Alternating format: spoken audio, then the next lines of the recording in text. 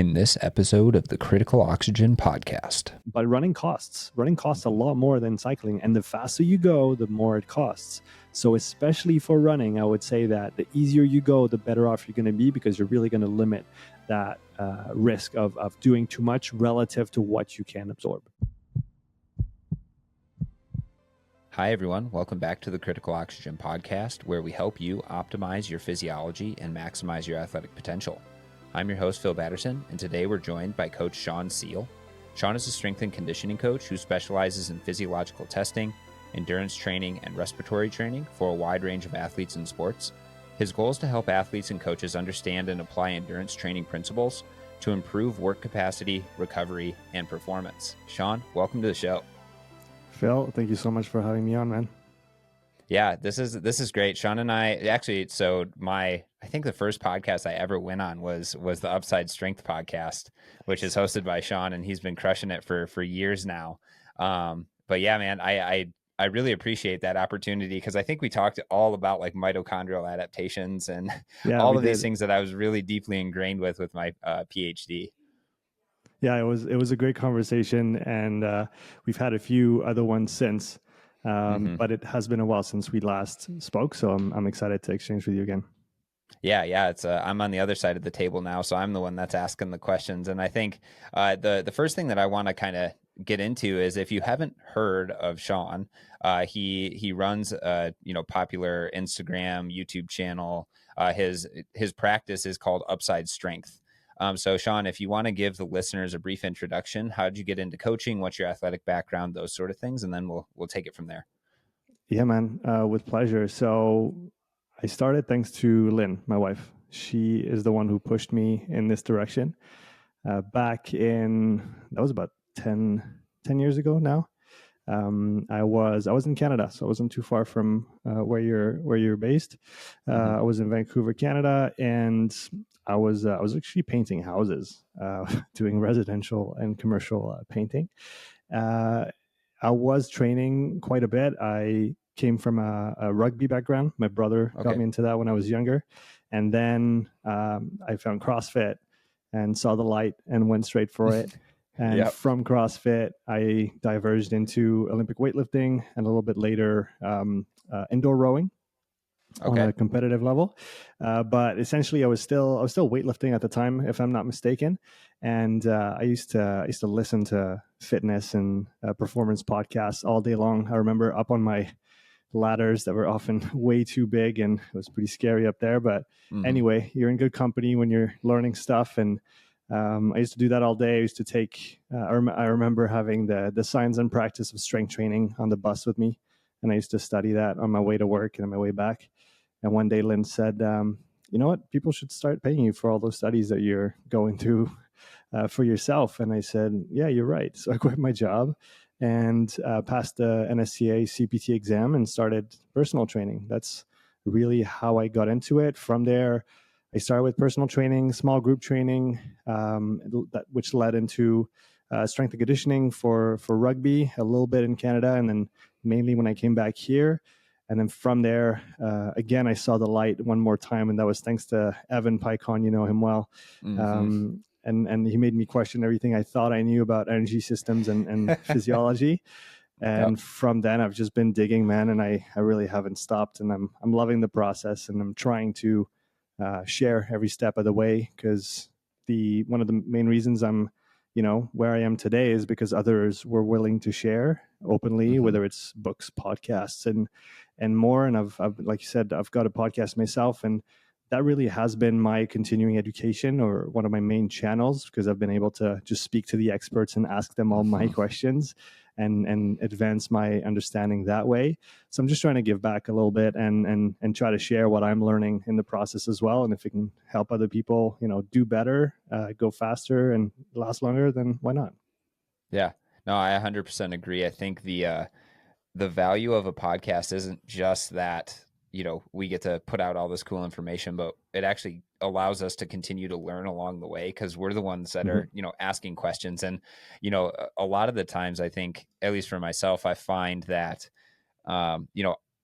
I'm really well versed, at least I think I am, in like the molecular mechanisms of things. So now I'm trying to swing back the other way and look at like the coaching aspect of stuff. So I'm talking to a lot of coaches and I'm trying to figure out ways that I can become a better coach, and I can use all of this molecular, chemistry knowledge to then apply it. Because at the end of the day, it's cool to know like, oh, that this mechanism is responsible for this adaptation in the body.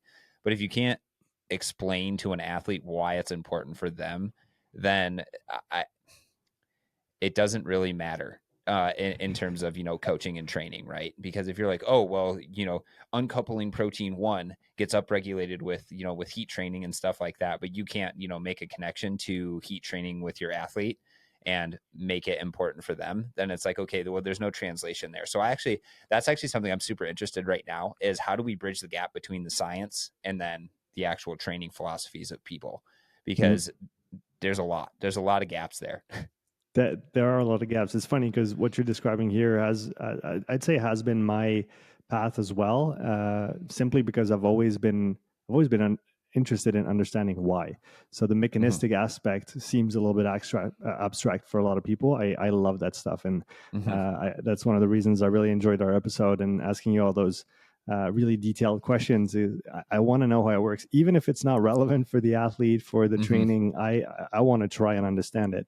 At the end of the day, I do think it helps. And if you're able to come back out of that rabbit hole, right? And I think at the beginning, I was stuck at the bottom of the rabbit hole, and I've come back out since then and tried to get a more holistic view. But I think it's a great endeavor to make the link between the theory and the practice, and that's Mm-hmm. really what coaching is, right? It's blending together your understanding of science, of physiology, and also of the human that you have in front of you. Mm-hmm. Yeah, you'll certainly find that, some athletes are kind of like you and I, where we're always asking why. If a coach comes to me, and this started for me in high school, I was running cross country and they were like, "Oh, we're gonna do 20 by 400 or something like that today," and it was like, a week and a half before the state meet, and I was like, "Why?" Like that's a lot of 400s, and you're requiring me to run those really fast. And they didn't really have a good answer. They were just like, because I said so. And for me personally, that kind of, if you don't if you don't have an explanation and you're just kind of throwing it at a wall and seeing what sticks, I think that's inappropriate. But B, if you refuse to give me an explanation, that's also inappropriate, because you don't know me as an athlete and how I, function. So I've always been battling this, where I'm always asking these questions: why? And I think a lot of the times people take that as me challenging them in terms of, oh, do you actually know what you're talking about? And in a sense, I am. It's not that malicious, but I always want to know, okay, so what's the actual reason why we're doing this? And for me, understanding why, exactly like what you're saying, gives you a better reason to say slow down for zone 2 training, or speed up for VO2 max training, or whatever it is, to gauge appropriate intensities and volumes in order to get the physiological adaptations that we're actually looking for. Yeah, and there's both that side of things, and then you have the multiple personalities that you can encounter as a Mm-hmm. coach, and you have the athlete that will just do what he or she is told, and other ones like you and me that ask and want to go deeper and understand why, and then we have to try and work with all of that. Mm-hmm. Yeah, I think it's fun because no individual is the same as another, so it gives you this constant morphing philosophy or way you engage with an athlete. And it's I think that's what is actually super fun about working with, say, humans, right? Because no Hmm. human is the same. No. And while the adaptations you're trying to elicit might be the same, I always liken it to, there's some athletes are cooks, some athletes are bakers, and the bakers just want like the precise, sort of like exactly what is the training plan that I need to do. And then the cooks are like, okay, well, teach me the principles. Like, why is zone 2 training beneficial? Why is high intensity interval training beneficial? And then they start to take those ideas, and then they start to actually coach themselves. And then you're kind of just like, you're guiding them. They're kind of, taking the spices, doing all that sort of stuff. Whereas the bakers are like, nope, give me the precise recipe that I need to follow. And there's nothing wrong with either one. It's No. just, different people approach it differently. Yeah, and I think definitely if you're aiming towards elite performance, you need a little bit of both. You Mm-hmm. need to follow the plan, and you probably need to be involved at least a little bit.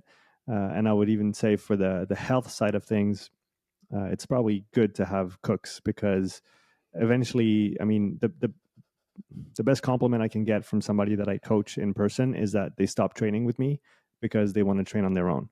Mm-hmm. Because they understand how it works, they understand what they need to do, and they don't have high aspirations to become a world champion. They just want to stay fit and continue enjoying their life in the process. So I think when we're lucky enough to do that and impart those principles to others, it's really fulfilling as a coach. Mm-hmm. Yeah, certainly very rewarding. So I guess we've kind of already touched on this, but how has your coaching approach changed throughout the years, like with experience? I think what I've changed the most is just a contextual approach to talking about whether it's endurance performance, respiratory training, or other, by just spending more time within different disciplines, within different sports, with different athletes, talking to different coaches. Because oftentimes, or maybe at the beginning, I had a global view of things, but I wasn't really, I didn't have my hands in the dirt as much. Mm-hmm. Now I'm lucky that I've worked with many CrossFit athletes, combat sport athletes, endurance athletes, team sport athletes, for different goals. And so having the context of each one of those different sports and what their needs really are, and then being able to adjust the recommendations and the way I speak even, and the way I justify things, like you said, if you can, communicate, sell better to the athlete, then you'll probably do better as a coach. So I think that's probably what has evolved the most, is just contextualizing what I do a little Mm-hmm. bit farther to each discipline. And I guess, yeah, just understanding how those endurance principles apply in the context of training in general, because it's not the only thing that matters. There's other parts of training that need to be considered, and if you only think about that one part, you might miss the boat in Mm-hmm. terms of not considering the global load that's applied on the athlete, the psychological constraints of training, different, whether it's somebody being in a non so kind environment in terms of temperature, in terms of sunlight during the day. I mean, there's so many things to consider that have to go into the thought process. So I would say, if I had to sum up and answer your question in one sentence, it's maybe just taking more information into account Mm-hmm. before giving any recommendations or planning. And another one that just came to me is asking a lot more questions to the athlete, and that it's really a process that I love doing, and going through with them. And sometimes for athletes that I haven't been coaching for long, they're not sure how to react, because I'm asking them a lot of questions. What do you like? Mm-hmm. What do you don't like? Does that work for you? Does that not work for you? What do you think about today? Do we do this? Do we do that? Because I They're really like think they're like, that, you're the coach. yeah, you're the coach. Just tell me what to do. Yeah. But again, depending on, I mean, the athlete knows themselves better than I do, and I will Mm-hmm. ever do. Hopefully, Mm-hmm. at least. Some have a hard time with listening to themselves, but most Mm-hmm. of them that train seriously, that are diligent about the process, they have a sense of what works for them, what doesn't work, what they need to work on, what their weaknesses are, and at the beginning, as a coach, you're maybe a little shy and you don't want to show that you don't know, so you try to dictate everything. And then slowly you understand that coaching is a process, and it's a collaboration. It's not a dictatorship. And the Mm-hmm. more input you have from the athlete, the better the outcome is going to be, usually. So I would say that's another big difference, is a lot more questions. Mm-hmm. And essentially, I know what I want to achieve, and I know what type of sessions we need that week, and how many and how much. But then exactly how they're structured, and are we going to do, a 30-15s, or are we going to do a hard start? We're going to work VO2 max regardless. But which one is more appropriate right now, and maybe which one do they like the best? Because Mm-hmm. maybe it's a hard phase of training, and just by picking a session that's going to be a bit more enjoyable for them, regardless of whether there's we can talk about marginal gains and percent differences between different interval types and all those things. At the end of the day, if the athlete is involved in the process and enjoys the process, I think they'll get a lot more out of it. And at the very least, they'll last a lot longer. Mm-hmm. Yeah, I always talk on the podcast is like, training comes down, at least in my opinion, to three principles: consistency, specificity, and progression. So you always have to start there. And then from there, you can start to, branch out, focus on certain things, focus on, say VO2 max development, focus on threshold development, do other things like that. But at the core of it, you have to keep an athlete consistent.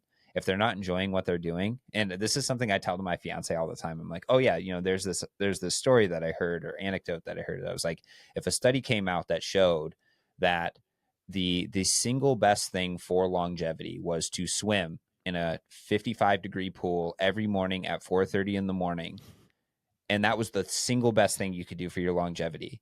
But if you hated waking up at 4:30 in the morning, hated swimming in a cold pool, that's not going to be optimal for you, because maybe from a physiological perspective, that's going to give you the best adaptations.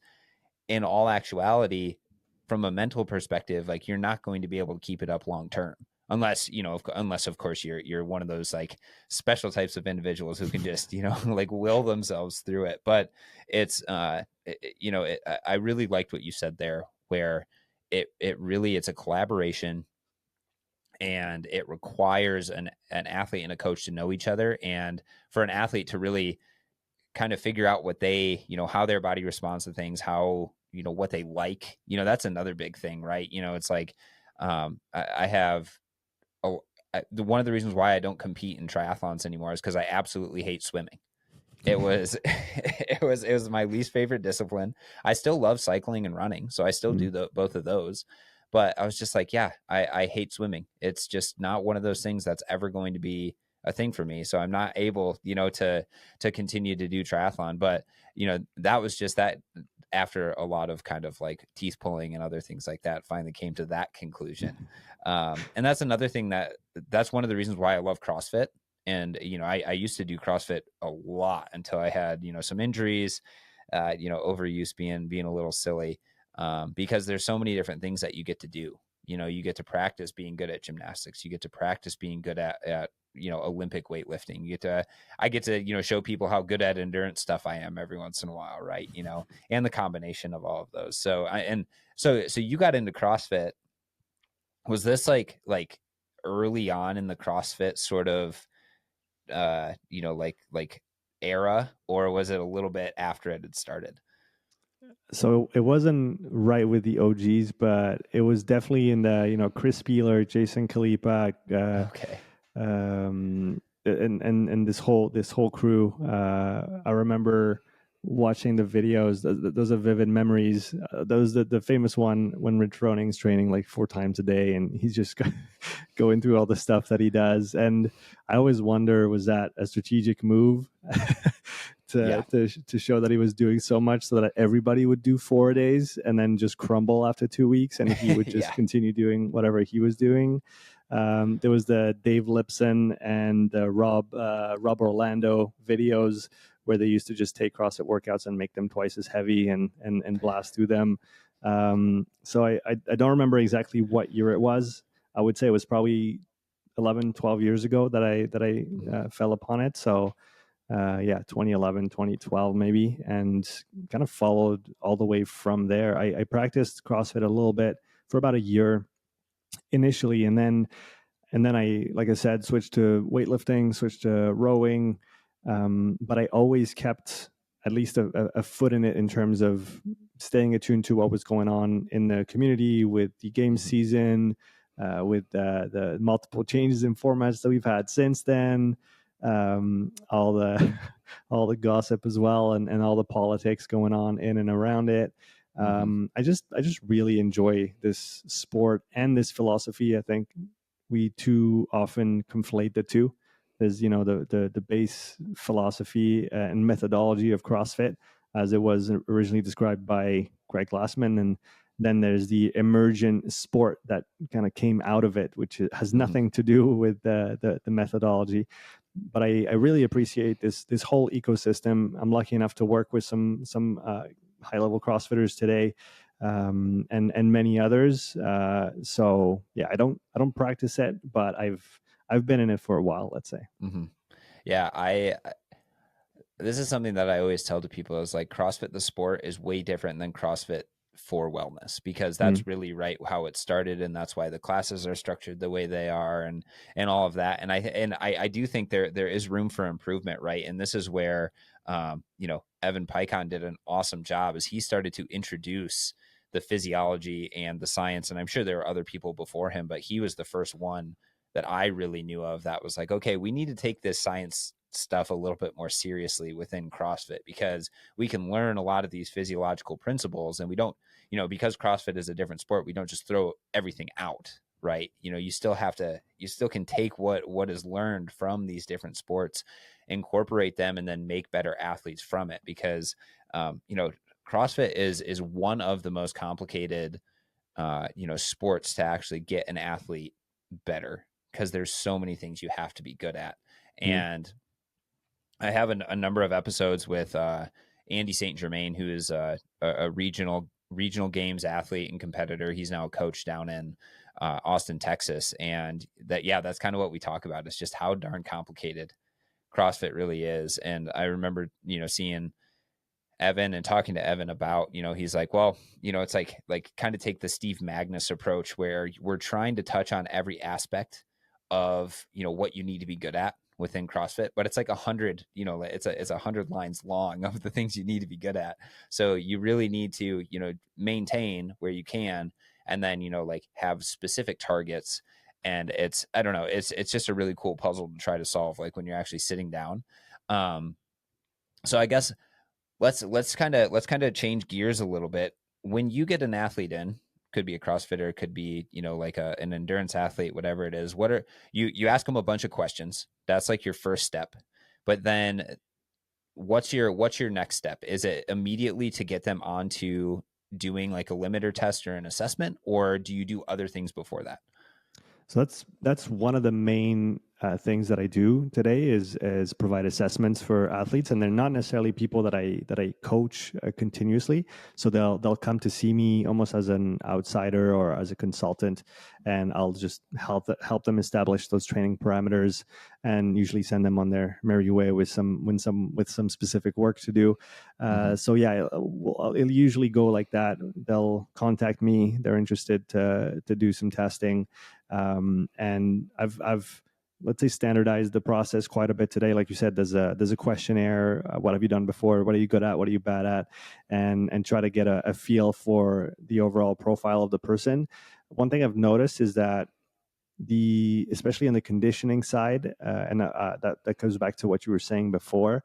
I think in CrossFit in general, coaches and the community in general has been really good about reaching out to specialists and specialized coaches to help with weightlifting, to help with strength, to help with gymnastics. And obviously, you mentioned Evan. There's other names of coaches that, Chris Henshaw, Facundo, and others that are really steeped into the endurance side of the sport and Mm-hmm. have a background in endurance sports and are able to carry over those principles. But it hasn't been fully carried over yet, I would say. So there's obviously parts and different, you see different programs, and they obviously collaborate with those experts and work with them.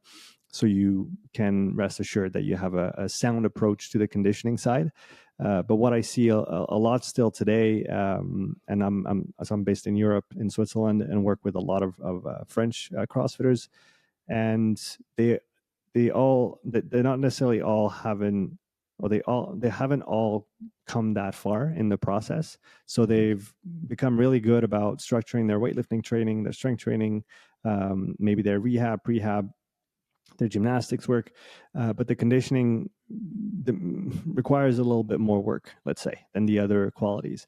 So where I was going with that is that there's quite a spread in terms of performance and endurance and pure endurance. If we take, for example, riding a bike, there's a wide variation of performance, regardless of the level. that the athlete competes at. So whether they usually compete in, the elite division as an individual, whether it's in the RX, whether it's scale, intermediate, I've really seen everything under the sun. So you have some intermediate level CrossFitters that have, elite level conditioning, and then vice versa. So I'd say that's definitely one area where a lot of people can improve. So I'll get those people in. I'll get them on a bike erg because I know that's where they're going to spend most of their time training afterwards. And one of the other reasons I've picked the bike after many months of debating with myself, is it specific enough to the sport? Is it going to give us the results that we want? And the conclusion I've come to on that is simply that rowing and skiing, most people just need to learn how to row and ski. And I'm not saying this to be mean.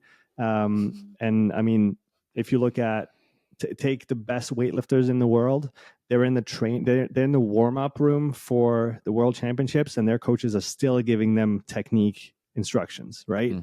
So who are we to pull on a rower once a week and say, nah, my technique's good enough, right? And rowing and skiing is really very close to weightlifting in that way. The way that you move, your motion is going to be tightly linked to your performance and to the output that you're able to produce, and the transfer of the force you produce into the machine. Because you can produce a lot of work, but if none of it goes into the machine, then you're just wasting your time. Right. So I've kind of put those modalities aside, and when I'll work with someone on those specifically, it'll be a lot of technique work for a while before we go into any kind of hard sessions on those ergs. And the bike, if I had to pick between the run and the bike, CrossFitters are usually pretty heavy from a muscle mass standpoint, and most of them are not accustomed to running, at least not enough.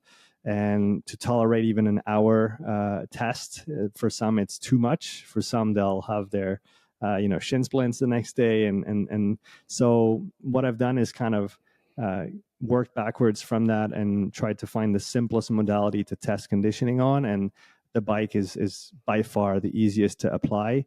And from everything that I've seen so far, it's very much an underused training modality as well, outside of obviously cyclists and triathletes.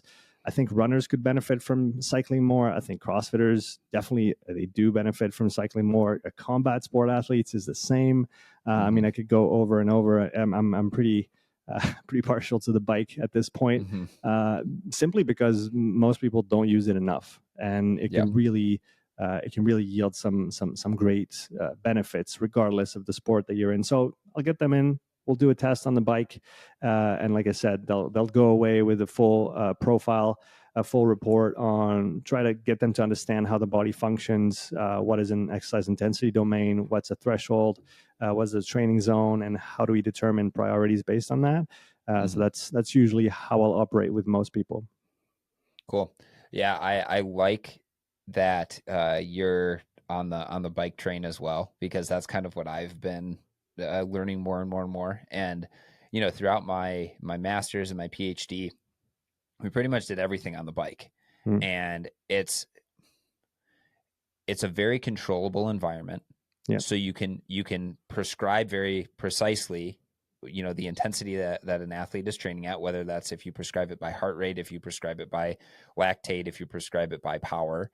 You are, the motion is generally concentric. So you're not creating tons and tons of muscle damage. Like, for example, if you were running downhill for a mile versus just running flat for a mile, that would be totally different in terms of the way that your body is going to adapt or feel that stress. And it's something where you can like get on and you can distract yourself pretty easily and say, okay, well, if I'm doing zone 2 work, I know I need to keep my heart rate between this and this, for example. And then you could, yes, it gets a little monotonous, but you could throw on a podcast, right? Or you could, throw on a YouTube video. For example, this morning I was listening to Sean's How to Do Zone 2 Training YouTube video, and I was just watching that while I was doing my Zone 2 training on my bike. And I realized during that I was probably going a little too hard, so I actually slowed it down. So I got you excited. You did, yeah. So I was like, dang it, he's probably right. So I need to slow it down, but.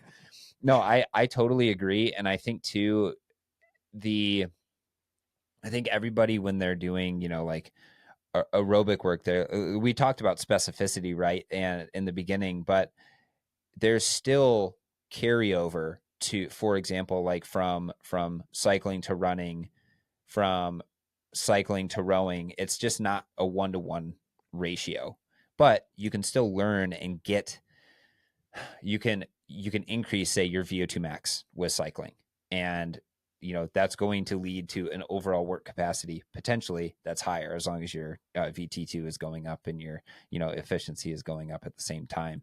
But yeah, no, I really like the fact that you're recommending more bike. Here's the question: bike erg or assault bike? Yeah, I tend to go with the bike erg now. One of the reasons was logistical in that I used the VO2 Master, and Mm-hmm. the any fan bike is going to push air up into the person's face, and that's going to disrupt Yep. the airflow in the mask. So that was a problem when I did it at first.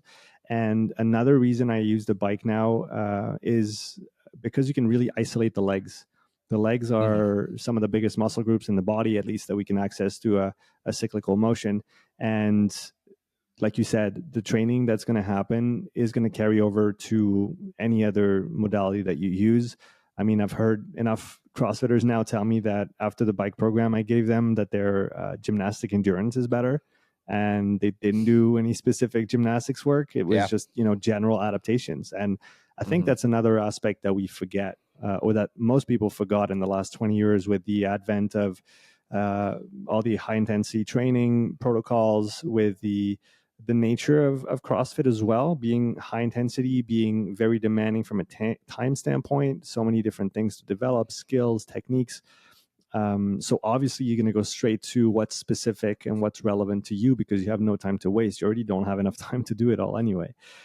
So I can understand why the general stuff has been put aside. But the issue that I see, especially with competitors, people that are trying to push on the performance side in the sport, um, there's a beautiful thing that Greg outlined in the beginning. That's the CrossFit pyramid. And in that pyramid, at the base is nutrition, then there's metabolic conditioning, then there's gymnastics, and there's weightlifting and throwing, and then there's sport at the top. And what happened when we transitioned from just being CrossFit, just being a training methodology, to a competitive sport, is that the metabolic conditioning that is almost at the base of the pyramid, just above nutrition. I guess it's at the base of the training modalities of the pyramid. That got kind of taken as a workout of the day, and that got put in the sport box at the top of the pyramid. So we've lost a whole layer, and it is the base layer of the pyramid. And like you Mm-hmm. said, I don't necessarily tell people that, you know what, build your endurance on the bike and it'll make you better at your squats. I have seen that, but what I have seen more than a direct transfer is, again, like you said, improving work capacity, improving recovery, and that in and of itself is a worthwhile investment, right? We always think about the outcome itself in terms of the competition event. We don't Mm-hmm. think enough about the training process itself and the demands of the training process, right? So we're always focused on the demands of the sport. I think we're not focused enough on the demands of the training for that sport, because Mm-hmm. when your training involves 15 to 25 hours of training a week, you have no you cannot do all of this at high No. intensity. It doesn't work, or if it works until it doesn't, and then you're broken. Yeah, And then you have a I've tried catastrophic failure. I've tried that route myself. uh, Yes. and unfortunately, I see many competitors that are in that boat as well, where they've pushed, and I understand it's difficult, because when you're a beginner, you learn to push yourself and it works. You get better, you progress. And then when that's not enough, you just turn it up a notch. You do a little bit more, you do a little bit harder. There comes a point where that mode of operation doesn't work anymore, Mm-hmm. because now you're at the end of you're in the red zone in third gear, and you need to go into fourth. And Mm-hmm. to do that, you can't just press on the accelerator. You need to shift gears and pass to fourth. and the RPMs go down, and then you can accelerate and keep going faster. Otherwise, you're just going to break your engine. Or in the case of sports people, you're gonna damage something in the process. And so I think we really don't think enough about the demands of the training versus the demands of the sport. Yeah, I that was great. I think that it's another thing too, something that came to mind as you were saying that, is that we stand to make the most adaptations with the training that we do the least of. Well, And that too, yeah. so it's like, and this is where CrossFit, everyone is like, oh, like the definition, or like, like the mission statement is like, what is it? Varied movements done at high intensity, or something, something along those lines. And then Yeah, everybody constantly took, varied functional movements, broad and modal domains. Yeah. yeah, exactly. So I was close. I never took the L1 or anything like that, but Me I had neither. read it at one point. um, but I think everybody takes that, that high intensity, sort of thing, and then they took it almost too literally to be, oh, well, that high intensity means that I have to do HIIT workouts or sprint workouts all the time, or everything just needs to result in me laying on the floor gasping for air, because I and at the time when Glassman was first coming out with all of this is when, like, oh, the 60-second workout was like on like the New York Times, like, headlines lists, where I'm pretty sure it was Marty Gabala and Stu Phillips, or some group out of Canada, who's like all about, they did a lot of sprint work or high intensity interval training studies, and they were showing that it was just as beneficial compared to moderate intensity continuous training. So then they're like, oh, this is a perfect time efficient way of getting more metabolically fit. And this is a disconnect, I think, between the science and coaching, is that if you look across any endurance sport, there's no coach, I can pretty confidently say this, there's no coach who is just prescribing high intensity interval training every other day, like you would in like a research study, unless you're doing like a period of block training where you're trying to just crush someone's VO2 max to get higher. But no, it's normally, like a lot of like easy stuff with maybe 1 or 2 days of really, really high intensity stuff to try to get VO2 max to come up. And, so it's important to fluctuate, between the two. You have to fluctuate, and you have to, like, I like that you brought that up, because that's always one of my arguments, is contextualizing the studies themselves. Like you said, there's enough papers showing that 6 to 12 weeks of sprint interval training, 3 times a week, sometimes more, 4 times 30 seconds all out with 4-minute rest. There's enough papers that show that this is a good way to progress for most people, and that it will bring adaptations. My question is always, the follow-up is always, how many blocks of 8 weeks of sprint interval training 3 times a week are you going to do before you shoot yourself, or before you injure yourself? Yeah. Because you can't just run them back to back to back to back to back. It doesn't work like that. And so, yeah, there's always those arguments of, oh, this is better, that modality, that training method is better, polarized versus pyramidal training. I mean, it's we have to contextualize it into a training plan, and that training plan is not stuck in time. It's not just 1 week of training. There is no perfect week of training. There's the right week of training for that time in the year for that athlete before that competition. So yeah, like you said, we need to, at the end of the day, we need to explore all of that intensity spectrum, and depending on the time of the year and depending on the needs of the athlete, that might vary quite a bit from person to person, sport to sport. But like you said, the principles remain, and we can't just hammer people with intensity when their sport is already very intense. Oftentimes, I think what we can do best is actually kind of just plug the holes, just plug the gaps that we see in their conditioning. And for most people, it's low and medium intensity. And, you've got a background in triathlon, the importance of training in that danger zone between the thresholds, where some people say that you should never be. And I still don't understand how people could even, be brought to saying this. But that's often the most potent work that I can give to a CrossFitter, is do some zone 2 and some zone 3 and 4. Mm-hmm. And next thing you know, their muscular endurance goes through the roof, and their resistance goes through the roof on the intensity workouts, and their work capacity goes up tremendously. They did nothing that looked like their sport. They cycled Mm-hmm. at low to medium intensities for extended periods of time. It looks nothing like the sport, but guess what? It's going to help you.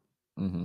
Yeah, it's every training session, or the adaptation to every training session, is about balancing how much fatigue you're accumulating with how much you're able to recover from it. Because at the end of the day, if you this is where it's okay to do, say, that zone 3 training if you're in a 5 zone model, that gray zone training, that whatever you want to call it, wherever you've heard it. If you're able to absorb that load and come back the next day and be recovered, or come back 2 days later and be recovered, then that's okay. But I think where people like to be uh, hyperbolic in their statements, right? They say, oh, you either have to do only polarized training or only pyramidal training, or, oh, no gray zone training, like whatever it is.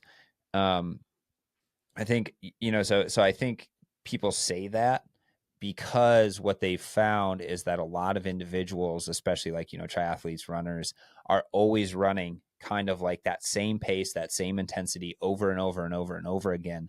And it really limits their ability to go to that high gear, like you were saying, or Mm. shift down to that lower gear. So I understand where it's coming from. I don't agree with it because, if you look at actually, like training plans that we've kind of described on the podcast before, you got to start kind of like general physiological preparation, right? And if say, for example, if I was going to run a marathon in 8 months, we could start something where we're doing like a lot of like really, really easy zone 2 running and VO2 max work, right? Kind of get that polarized training in. But as you get closer and closer to that race, you're almost bringing up that zone 2 work to get closer to marathon pace. And you're almost bringing down, and you are bringing down that intense work to get to marathon pace, or maybe just a little bit above it. So you're at the beginning of the season, right? It looks like a lot of zone 2, zone 4, zone 5 training. And then at the end, it's going to look like a lot of zone 3 training, right? If you just looked at the like physiological outcomes, right? If you just looked Mm-hmm. at heart rate, you'd be like, oh man, this person was always in, say zone 3.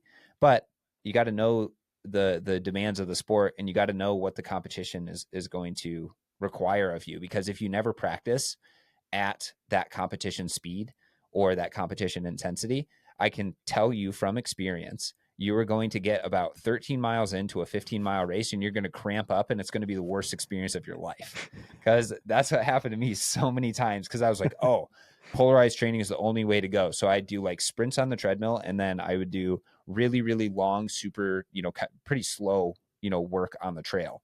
And then I'd get to the race and I'd be like, oh, 6-minute miles. And then I could maintain that for about 6 or 7-minute miles.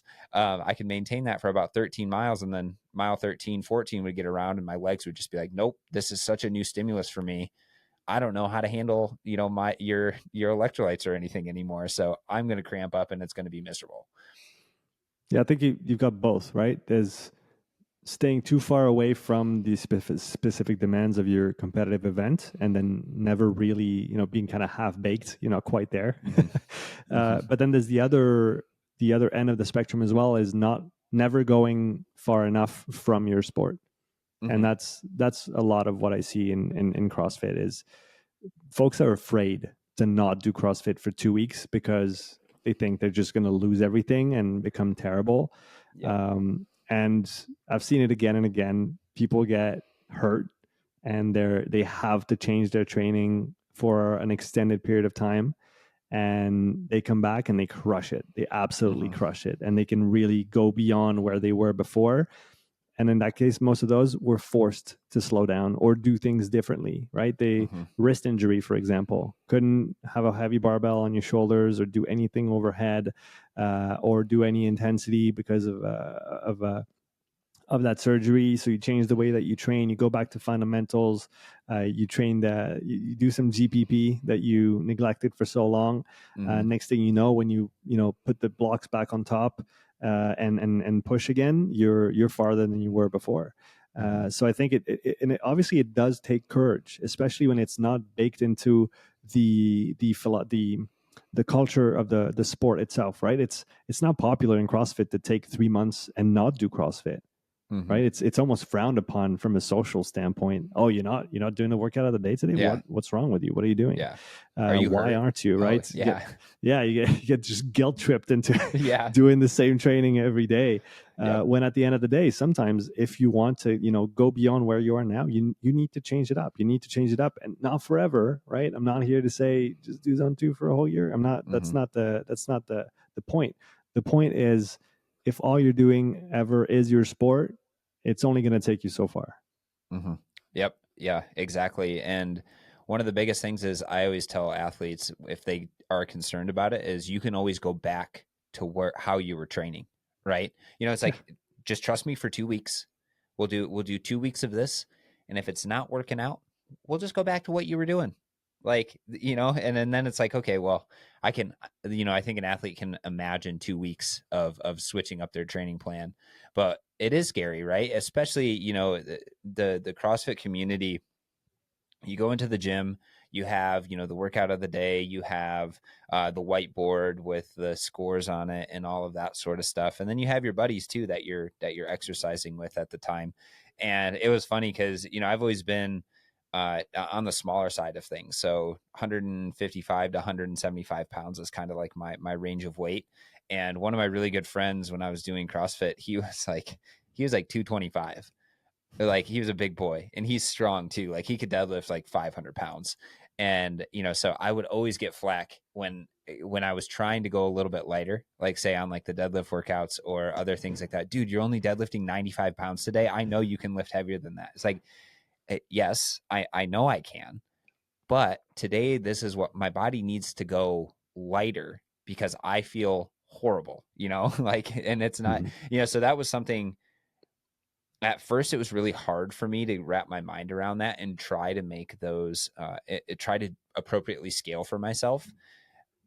But after I figured it out, it actually was so much more beneficial, because then on like Fridays when I would go hard, or like whatever day I would pick to go hard, I could actually go hard. Whereas when you kind of get in this rut of doing something moderately hard every single day, that's kind of where your intensity stays at, right? Your body adapts to the specificity of what you're actually doing. Yeah, and Um, your nervous system is also going to stop you from doing too much damage. So if you yep. think you're going hard every single day of the week, you're actually not. Yeah. You're probably capped at 70 or 80% of what your true potential is, but you can't express it because you're just being, blocked by your nervous system for safety, for survival reasons. Mm-hmm. Yeah. Your body is an incredibly smart piece of machinery. It will limit itself from, well, for the most part, if you listen to it, it will limit itself from damage. And that's Mhm. that's why fatigue occurs, right? Is if your body didn't have protective mechanisms to say, oh, the system is falling apart right now, and if we keep going, we're gonna get some catastrophic damage, then we wouldn't be here. I think that's that's kind of what That's it right. comes down to. So I think this has been a great kind of overview discussion of, like, intensity and modulating intensity and stuff like that. But I I want to touch on something tangible for people. And like I said, I was listening to Sean's Zone 2 YouTube video, which I'll post in the show notes down below. But you did a really good job of describing, Zone 2 work and things like that. And I think, especially for a lot of us who are these type A individuals, doing proper Zone 2 training could actually be one of those things that allows us to then unlock a little bit more performance. So I think, Sean, with the last like 10 minutes or so that we have to talk, if you could go through, kind of how you identify, where a Zone 2 boundary would be. And that can be from both the physiological testing side of things and from maybe a field test sort of side of things, and then how you would prescribe or have people go about implementing some Zone 2 training into uh, into their actual training plan. That would be perfect. Yeah, absolutely. So I'll go with the technical stuff first, and then I'll try to really make it super simple so anybody could do it without any testing gear or anything at Mm-hmm. home or in their own training. So on the technical side, we can determine that. So zones we can't determine directly from physiology. We can determine thresholds and intensity domains, and that's, I think, where there's still a lot of work to do in the bridging the gap that you mentioned between the field and the lab. I think all the wars that still exist today within exercise physiology and terminology, especially, is detrimental to the field. And trying to unite all those terms, understanding that there is only two thresholds and that they have many, many names, and there's many ways to figure them out. That first threshold, some people call it aerobic threshold, lactate threshold 1, VT1, gas exchange threshold. I mean, SMO2 breakpoint 1. Yep. Nearest breakpoint 1. You could just keep going on. Now we have HRVT 1. So there's all those different ways from a physiological standpoint to determine that inflection point, that transition between the moderate and the heavy domain. And for in most philosophies of training or training frameworks, usually that first threshold is the transition between zone 2 and zone 3. Some say that zone 2 kind of is a little bit on top of that first transition, a little bit like zone 4 is both under and above the second threshold. But I'll stay out of that debate just for simplicity's sake. So from a physiological standpoint, if you can measure it, VT1, LT1, whatever it is, zone 2 would be directly underneath that. And if you don't have access to any physiological measurements, I'll commonly work with rating of perceived exertion with RPE. So just this difficulty, the sensation, which you can pay attention to on different levels. There's 3 scales that are documented in the research and that I find useful is the muscular pain. So muscle pain that you experienced, dyspnea scale. So just how the difficulty of breathing, to make it simple, and the global fatigue that you're experiencing. And I think looking at the effort that you're producing through those 3 lenses and trying to put a number on it between 1 and 10 is a very useful and practical exercise. And I don't think there's a single RPE for the top of zone 2. In my experience, if I had to give a general recommendation, I would say that lesser trained people in endurance in an endurance period, they'll usually have their first threshold, so that upper limit of zone 2, between 2 and 3 out of 10. So pretty low. And when you see, highly trained endurance athletes, it's going to tend towards the 4 or 5 usually. So that's one thing that I do in my testing is I measure the physiology, but then we cross-reference it with the perception of the person that was doing the test, and we try to reconcile the two. Because if you can learn to feel what is actually going on in your body and you can match it up with the data that you collected, that becomes a very, very powerful tool. Like Steven Seiler said, you use the 3 Ps: performance, perception, and physiology. And if we can have, on the bike, if we can have watts, if we can have a heart rate or a lactate value, and if we can have an RPE, those are 3 really good ways to triangulate and ensure the quality of your session. So for most people, I would say that zone 2 training is going to be a very easy ride, 2 to 3 out of 10. And I get quite a bit of flack on my zone 2 video from all the people that I've watched, Inigo and Peter Attia, that they usually say that you can hear the person that they're working a little bit if they're on the phone with you and they're cycling. I wouldn't disagree with that. I would just say that for most people that have never done it, you can even go easier than that, and it definitely won't hurt you in any way. So that's why I'll usually kind of pull it back even more, especially for CrossFitters, people that do a lot of intensity, because they can just benefit from going a little bit slower. So for most people, I used to say, oh no, but below an hour, it's a waste of time. Man, I've seen so many CrossFitters do so much better with just 3 times 20 minutes spread out throughout their week. And that's before training, after training, it doesn't matter. And then ideally 1 longer session at the beginning could be 30, 40 minutes. Try to extend it towards the hour eventually. But honestly, if you never do any, doing 2 hours a week total of easy work can make a world of difference. I think there's many different reasons for that. The two primary ones being that we don't include low enough intensity activities in our sport.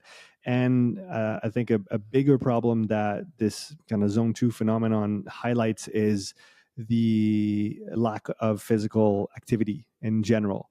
Yeah. My friend pulled out a stat 200 years ago. The average physical activity per day was between 6 and 8 hours. 6 and 8 hours a day of physical activity, because that's how people lived. You were in the farm, you were just doing the damn work, otherwise you wouldn't be eating. Today we're just sitting, and then we go and we throw down for an hour at the gym, and then we sit in our car, and then we sit in front of our TV. And I think that's probably one of the reasons why this type of training works so well for most people. It's because we're so sedentary and we're not used to moving anymore. And I think work capacity comes from that easy movement. And how much you move as a kid is going to have a big impact on what your work capacity is and your potential is for the future. And I think that's true as well for adults. It's never too late. So I think there's those two primary drivers behind the utility or even necessity of the Zone 2.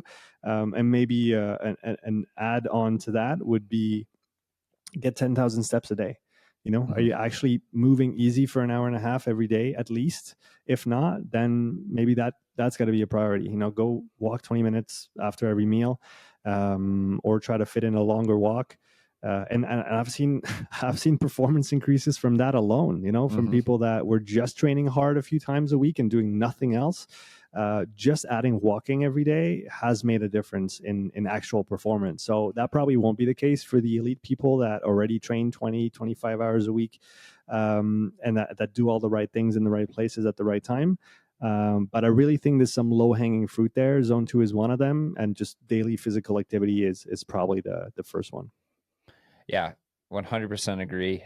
There was something I heard a long time ago on a podcast that, like, modern life is all about finding where your next seat is going to be, right? Yes. You wake up, go to work, or you go to your car, you sit, you walk into work, you sit, you even go to sometimes you go to the weight room and you sit, like if you're on a recumbent bicycle, or if you're doing, other things. I'm not saying that, I still encourage any form of exercise because we 100%. need it.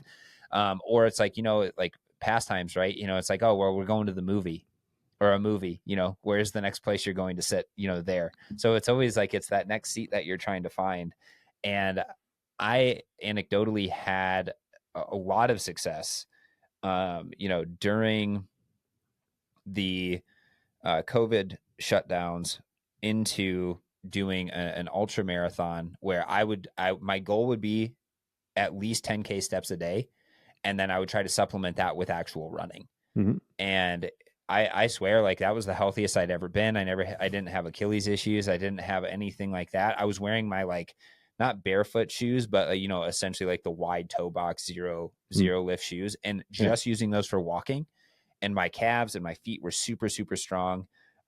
So, and again, you stand to make the most amount of adaptations from the stuff that you're not doing. So Exactly. if it is one of those things where it's like you never do any Zone 2 training, then it's okay to do super, super easy Zone 2 training, right? And people, go ahead. Sorry to cut you off. No For all worries. those that are afraid to lose their gains and all their muscle mass, you'll be fine. Okay, Yep. you're fine. Don't worry about it. I've got powerlifters doing bike programs now in their off season to prepare for the volume that they're going to have to do. I've had weightlifters do it. You're going to be just fine. Don't worry about all those ideas of dwindling muscle mass because you did an hour of easy work. That's not how it actually happens. No, the interference effect, right? If and again, this is kind of comes from the research. There's papers, right, that show that concurrent, or like lifting and running, leads to an interference in terms of the signals that are being produced. However, if you're going pretty easy, if you're going really easy, people say, okay, for every mile you run, it's an extra 100 calories. So if you're really worried about it, eat an extra 100 calories per mile that you walk. And you'll find too that it takes a long time to walk a mile, like 20 minutes, 30 minutes if you're a little slower. So that's only an extra 100 calories. That's not that much. So it's not going to result in this crazy caloric deficit that, people would have you think. But yeah, no, I think all of those are really, really good, in terms of, recommendations for that easier zone 2 work, because I mean, and I struggle with this too, is, how easy is too easy? Because if you listen to, to other podcasts and stuff, they say you have to be right on that border, right, of zone 2 to zone 3 in order to elicit the most amount of gain. Yes. In order to elicit the most amount of gain, you have to be on that border, but you're still going to elicit a lot. I think it's on a scale of if rest was 0 stress and then zone 2 was, your target, your 100% stress. Even if you're 20 beats below that, you're still about 80% of the way there in terms of, like the adaptations that you would get. And you'll get all the benefits, and you can do more work as a result of going easier. And that's also a big thing, is what's your level at? Because a pro cyclist with a first threshold at 340 watts, he's not going to ride 340 for hours. It costs a lot, right? From a caloric standpoint, from an effort standpoint, it's not easy. Just because of zone 2 for those guys, zone 2 is they're on a different planet altogether. We have to remember that. And yes, so there is margin, but it goes back to what you said earlier. It's how much you're putting in versus how much it's costing you. And the lower you go relative to that first inflection point, to that first threshold, the less it costs you. And the corollary to that is the less it costs you, the more you can do. And we know how potent training volume is as a driver of adaptation. So that's another way we can leverage that. If you go a little bit easier, that means you're going to be able to do a little bit more, and it becomes even more important in running because of the cost of running from a structural, tendon, ligaments, joints, everything. You take a beating when you run, and I'm not saying this for people not to run. I'm all for running, but running costs. Running costs a lot more than cycling, and the faster you go, the more it costs. So especially for running, I would say that the easier you go, the better off you're going to be, because you're really going to limit that risk of doing too much relative to what you can absorb. Yeah, I think we'll leave everybody with that, because I think that was very well said. Nice work, Sean. So as always, you guys can find me if you have any questions about any of this sort of stuff, training intensity zones, assessments. I know we kind of glossed over that a little bit. I really want to talk about limiter assessments at some point on the podcast. But you can direct your questions, comments down below if you're on YouTube. Instagram, I'm always at Critical02. Sean is at Upside Strength, and I'll link him in the description down below. So if you want to go ask him some questions, feel free to please do so. And yeah, we'll leave you guys with that. Sean, you want to let anybody know what you got going on or anything? What I have going on, I have to do more content in English. I'm going to work on it. I have done a lot in French over the last few years, and I'm working hard to make more time so that I can do everything in English as well. So you can expect more English content on the channel and on my blog as well, upsidestrength.com, in the coming weeks and months. I'm excited to produce more content, continue sharing, and try to get everybody to move forward. Awesome. Well, thanks, Sean, for coming on, and hopefully we'll have you back at some point soon. Anytime you want, Phil. Awesome, man. And we'll catch everybody in the next one.